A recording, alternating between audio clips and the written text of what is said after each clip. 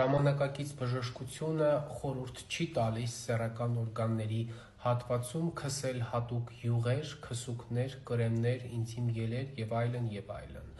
Ժամանակակից բժշկությունը, էսթետիկ բժշկությունը, սեռական առողջություն եւ բժշկության այլ ճյուղեր, որոնք ընդհանրապես կապ ունեն ինտիմ հատվածների հետ, խորհուրդ են տալիս իրականացնել ամենօրյա լվացումներ, հետևել հիգիենային, հագնել որակով ներքնաշոր,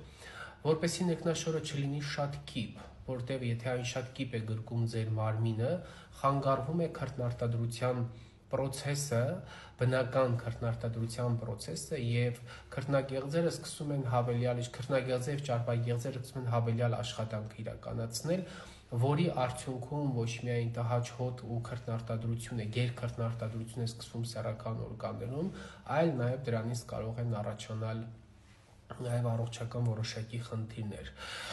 Այդ իսկ պատճառով ձեզնից ընդամենը հասնում է ամենօրյա լվացումները եւ տղամարդկանց է վերաբերվում եւ կանանց, չգիտես ինչի, մեր հասարակության մեջ պատկերացումներ կան, որ կինն է միայն պարտավոր ամեն օր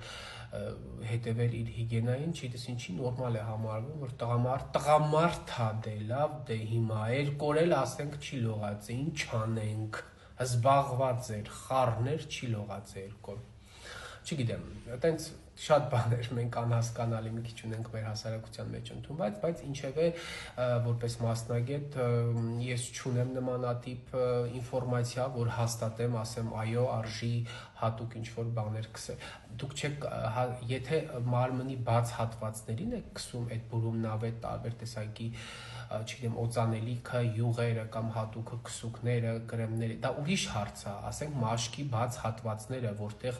որը որ օդ բանով հագուստով չի սեղմվում։ Դա ընդունելի է, հասկանալի է, բայց ինտիմ հատվածները, որոնք սենց թե նենց փակ են, այ դա կարծում եմ չեմ համաձայնվի այդ մտքի հետ։